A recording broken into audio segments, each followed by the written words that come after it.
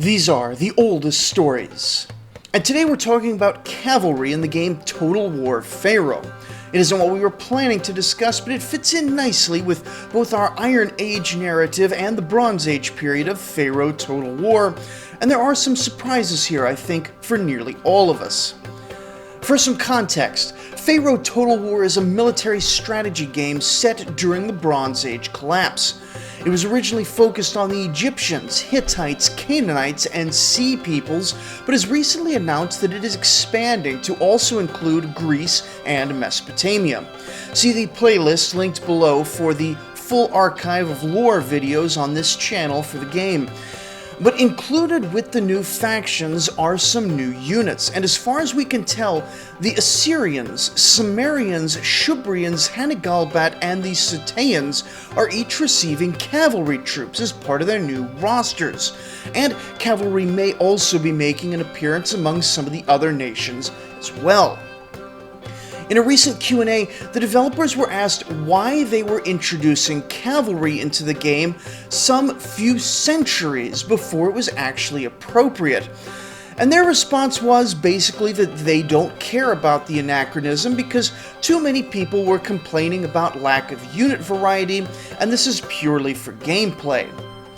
Now, in a sense, that's fine. A bit disappointing for sure, but they're ultimately making a game here, not an educational product, so nothing in this episode is actually a criticism of Total War or the development team.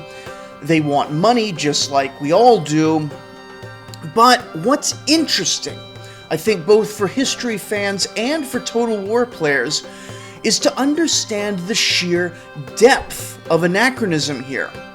The closest comparison I can come up with is to consider a game about the Crusades, which ran throughout the 12th century, featuring troops who carried early firearms, something not really seen in Europe until the 15th century. Just as firearms revolutionized the early modern battlefield at every level, from battlefield tactics to supply and social organization, so too is the early history of horses deeply intertwined with the social and military fabric of the late Bronze Age collapse period, and the early Iron Age. So I'm going to sketch the history of four nations, roughly, presenting a story and leaving any judgment to the listener. That's you. And our story begins in the 1740s BCE, possibly the 1730s. We are at this point well into the Middle Bronze Age, which is the period just before the Late Bronze Age, as you might have guessed. And in Mesopotamia, Old Babylon is at its height. The great Hammurabi has built his empire and has passed away in peace, leaving the empire to his son, Samsu-Iluna. Now, Samsu-Iluna is less well known than Hammurabi, of course, but he seems to have been generally competent. But he was beset on all sides by enemies trying to either rebel or peel away parts of his father's empire. But despite that, things are going pretty well in general. Then, in the 9th year of his reign, something happened which the existing records describe very poorly. It's almost as if aliens landed and unstoppably attacked town after town. These aliens were the Kassites, and in this first appearance they were unstoppable. They were originally a steppe people, and like so many others had migrated through the Iranian mountains to appear in the northeast of the Mesopotamian region. Descending into the Babylonian flatlands, they had found the perfect territory for their secret weapon. Now, these were not the world's first chariots. In fact, we know there had been chariots of a sort for at least 1,000 years prior in the Middle East specifically. But these early attempts were far more primitive, often called war wagons by modern scholars rather than proper chariots. But the Kassites had more sophisticated chariots, and more importantly, these chariots were pulled by real, proper horses. The earlier war wagons had been pulled by other species of equids, donkeys, asses, onagers, and so forth, which were far slower, weaker, and less hardy, because of course they didn't have horses in the Near East until these Kassites appeared. These Kassite chariots simply dominated the battlefield to such an extent that the full might of the Babylonian army, which had only a generation ago conquered the four corners of the known universe, was powerless to stop them. In this campaign, the Kassites only stopped short of Babylon itself because they were raiders, not conquerors, and had become so satisfied with the plunder of the northern cities that despite being deep in the Babylonian heartland, they simply turned around and went home for the year rather than push onwards. For the rest of the Middle Bronze Age, the story was of more and more of these new horse nomads arriving in the Near East and settling, some carving out their own territories and some integrating as mercenaries, allies, and partners with the existing powers. By the time the Hittites sacked Babylon in 1595, transitioning world history from the Middle to the Late Bronze Age, the most important of these horse powers were the Mitanni in the north and the Kassites in the south. The south would see relatively little action for quite a while. The Kassites would take over the sacked city of Babylon, rename the whole area Karduniash, then proceed to rule a late Bronze Age state, which would prove to be generally stable, if unremarkable, until the time of the collapse. In the north, however, the Mitanni would prove that this new horse-drawn chariot, if properly wielded, was not a flash-in-the-pan gimmick, but a world-beating technology. Their chariot-riding warrior class, the Marianu, was universally feared and so highly regarded that they were commonly taken on as highly paid mercenaries in other nations. And later on, the word for elite charioteer, even in places where no Mitanni could be found, was sometimes still Marianu.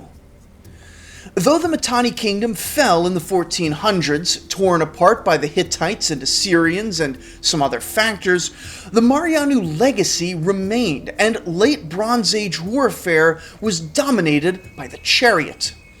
Then, right around 1200, the Bronze Age came crashing down on the four great kingdoms of the Near East, with Egypt, Assyria, Babylon, and the Hittites all going through a spot of trouble, as a tremendous amount of new peoples violently entered into the region. This, of course, is the setting for Pharaoh Total War, as you take a side in one of the civil wars or conflicts of the era and navigate your way through the invasions to come out the other end as a survivor. But we were talking about horses, and we've gotten a bit off topic. People often ask, if they had all these horses in the late Bronze Age, wouldn't it have been better to ride the horses directly rather than attach them to expensive and cumbersome chariots? And based on archaeology, including the skeletons of horses buried alongside some of the kings of Egypt, the answer is emphatically no.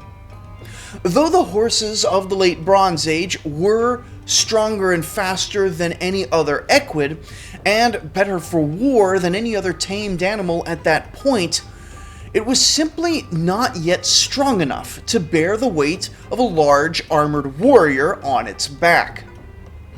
The issue is partly one of sheer size and strength. It would take generations of selective breeding to make the ancient horse large enough for the task of cavalry, but it's also an issue of biomechanics. The strain of a chariot is placed on a different part of the horse anatomy than the strain of a rider, and for an animal that isn't properly adapted and bred to it, just having that weight at all is bad for its back over time, and having a large man squirming around in a stressful battle situation would likely have broken the horse under him, and no doubt this happened fairly often in the early history of proto-cavalry. Not very nice to think about, and not very practical either. But we have scattered evidence that as horses grew in size through the late Bronze Age, there were brave and foolish and probably lightweight men among the Egyptians and Greeks who attempted to ride on the backs of their steeds rather than in the chariot itself. These would have been the younger men, both for the recklessness and the weight factor, and they would have been riding mostly for pleasure or to show off. Only at the end are there any indications of even horseback hunting among the Mycenaeans, and even that is much disputed among historians. Meanwhile, though the horse was not yet ready for their role in cavalry, their role among the chariotry was rapidly diminishing through the collapse period. The Bronze Age collapse shrank the size of royal stables radically, firstly because these were extremely expensive in a time when state revenues were shrinking, but secondly because the chariot was no longer unbeatable. In the often dark and unrecorded chaos of the Bronze Age collapse, army after army of infantry rabble was able to overwhelm the chariots. There had always been strategies to counter chariots, at least after that first disastrous Kassite invasion of Babylonia, but something about the collapse-era infantry shifted the balance in a way that would end the dominance of the chariot forever, at least in the lands west of India. We don't actually know what it was that changed during the Bronze Age collapse. Theories abound. It could be that the battlefield just had so many more infantry compared to chariots that the low-class hordes could overwhelm the diminished and impoverished elites. It could be that the new arrivals in the region had a strong preference for skirmish infantry and for less decisive engagements, giving the chariots less to come to grips with. It could be that the economics of early iron adoption in some regions changed the effectiveness of chariotry against more heavily armed infantry. It could be just that the battlefield anti-chariotry tactics evolved and expanded and became more broadly known. It's even been suggested that the horse population of the civilized Near East may have actually regressed in size during the collapse as the wealth of the nations who fed them shrank, which is why the best horsemen of the early Iron Age are all mountain folk. We may never know exactly, but there is a period of time from about 1100 to 900 when our best extant sources suggest that the chariot became vastly less effective than it previously had been. And by the time of the Neo-Assyrian Empire, the chariot was a specialized auxiliary wing of the army, still high status, but often not included in battles, as even the Assyrian kings would sometimes dismount and fight on foot with the infantry in this period. But that same Neo-Assyrian Empire would become our first evidence of the rise of the cavalry horse, sometime around the 850s. The first attempts at civilized cavalry were, frankly, embarrassing. The Assyrians had clearly heard of the idea from somewhere else. There are too many nations figuring out cavalry all at the same time for Assyria to have been truly the innovators here, and they first appear to have approached cavalry much the same way they approached chariotry. Illustrations from the time of Ashurnasirpal II show the cavalry riding in two-man teams. One man is armed and armored, much like a charioteer, and is seen firing his bow at enemies, while the other man is dressed like a chariot driver, a bit lower status and holding the reins of both his and his partner's horses, driving them together as if they were still in a chariot, likely with very similar tactics. But by the 700s, they will get things more figured out, and we'll see cavalry fighters one to a horse, in the configuration that would be generally familiar to cavalry forces for the next 2,500 years.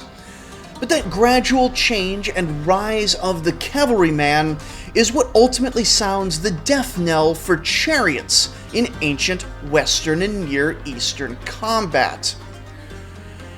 When you have a functioning and effective cavalry division, chariots are objectively worse in every way. Chariots are more bulky, limiting the speed and terrain it can traverse. Chariots are fragile, requiring greater logistical trains for repairs and limiting how close they could get to an enemy. Chariots are no longer the fastest thing on the battlefield under any conditions, as an unencumbered horse can always run faster than a bound one. A charioteer's skills are less transferable to off-the-battlefield activities like scouting and message carrying. A chariot is less agile, less able to turn rapidly or adjust speed. A chariot is easier to swarm and bog down, easier to trap, easier to dodge. And on top of all this, a chariot is always more expensive than a horse, though that very expense was likely part of why it never fully vanished from Western civilization. It would remain a prestige vehicle for the upper classes, more and more often only in social, not combat contexts, because it would retain a reputation associated with the military classes and an exclusivity born of great expense. And this gets us to the reason why it is actually a pretty bad idea to introduce technology hundreds of years too advanced into an ancient history game. The Late Bronze Age was the premier age of the chariot precisely because it didn't have the hard counter of pure cavalry to deal with. The economics of the military elite in all 5 great kingdoms of the age were centered around the chariot in profound ways. The great military upheaval of the collapse period was one of the chariot being displaced by novel infantry tactics and an economic reordering. To skip over the collapse period and simply drop in Iron Age Assyrians and Sumerians is to turn your history sandbox into something more akin to Age of Empires, where Koreans, Sumerians, and Persians can all play together on equal footing, because they're mostly just aesthetic differences papering over the significant anachronisms of having any of these in the same room as each other. There is a fascinating alternate history scenario sitting here, though. In this Pharaoh scenario, in this game, the Sumerians are going to appear in 1200 BCE, rather than the historic appearance of them first appearing sometime after 1000, and really their main invasions happening significantly later, so 300 or 400 years too early. The Sumerian experience with horses is a bit separate from the story that I've been sketching. On the Eurasian steppe, wave after wave of people have migrated out of this seemingly extremely successful region over the preceding centuries. This is ultimately the source of the Indo-European entrance into India, Europe, and the Middle East, and while it's hard to say much specific about them, they appeared to always have cultures extremely integrated with their domesticated animals. These peoples of southern Russia and Central Asia were the first horse charioteers, though the chariot doesn't seem to have stuck around as long because they managed to raise up stronger horses much faster, and adopted cavalry tactics far earlier than the rest of the Near East. At the tail end of the collapse period, the continent-wide climactic changes seem to have made farming less and less tenable up on the steppe, and this led to the Sumerian invasions of West Asia. Though the people they invaded are largely people for whom no written record survives, it seems that they managed to punch deep into Canaan, Anatolia, and the Armenian highlands, right as the Neo-Assyrian Empire was rising over in Mesopotamia. Never a unified kingdom, they left no lasting state, but they may have been part of what incited the rest of the Near East to try riding their horses for a change, and they did a lot to prevent the consolidation of the Neo-Hittite and Aramaean states of Syria and Anatolia, leaving the whole region weak as the Phrygians, Urartians, and Assyrians grew and plundered the wealthy central region for themselves. Had the Sumerians arrived 200 years early, had the desert nomads mastered cavalry 200 years too early, the Bronze Age collapse would almost certainly have been far worse than it truly was. Based on how hard the Sumerians rode into Iron Age Canaan, if they hadn't been opposed in the north and had seen a wealthy and weakened target in the south, it's hard to imagine that they would have seriously struggled to raid the very Nile River itself. The camel nomads would have run circles around the fading Mesopotamians, preventing the Middle Assyrian resurgence of the 11th century and probably completely crushing the cuneiform cultures.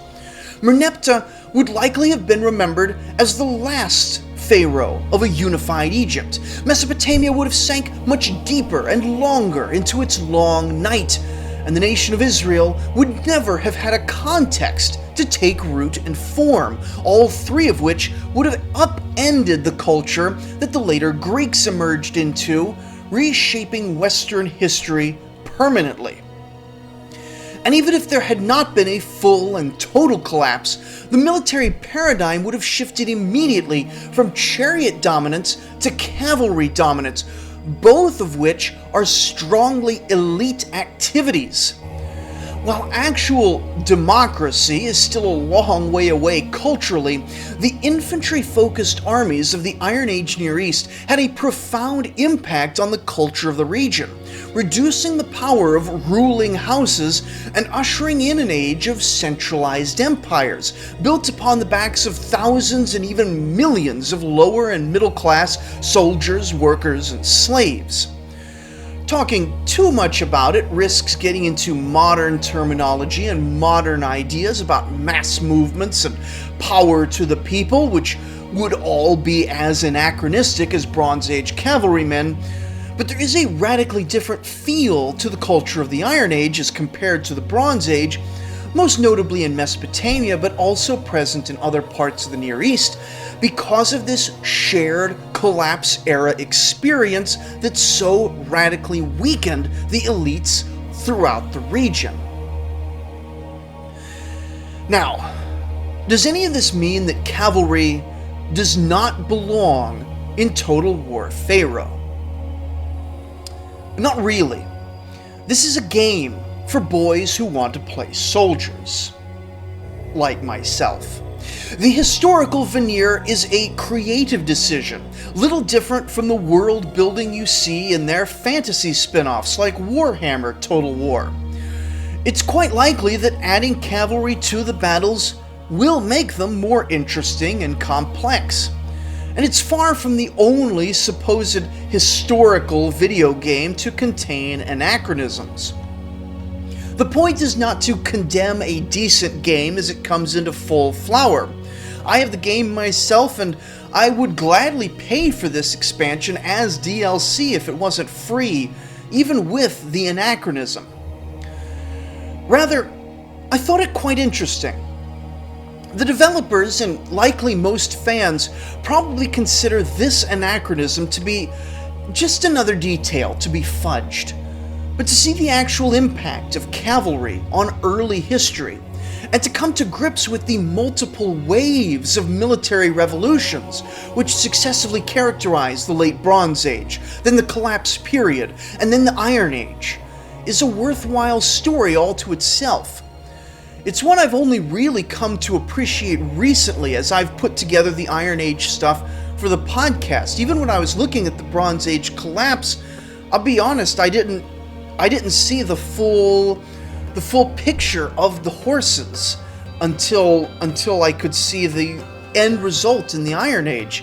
And I figured a lot of people might be interested in this perspective on this period as well. And so if you're on YouTube, let me know your thoughts on the collapse period military transition down in the comments. Or if you don't have thoughts about the collapse period military transition, just tell me if you're going to buy the game with this new expansion or not. I'd like to know so I can maybe make more stuff for it. And make sure you're subscribed, because I do have some more episodes in the works detailing the real Trojan War, the great Babylonian quagmire of the 1230s, and why banditry is the most significant anachronism in Pharaoh Total War. For those of you listening on podcast, I've tried to keep this game-related stuff out of your feed, but I thought this episode was of general enough interest for all audiences. If you are interested in Total War Pharaoh, check out YouTube playlist linked in the podcast description. And next episode, I promise we'll be getting back to the story of our favorite psychopath king. So make sure to join us as he accomplishes something no other Mesopotamian king has done for 1,800 years, washing his blood-soaked blade in the Mediterranean Sea. Thank you for listening.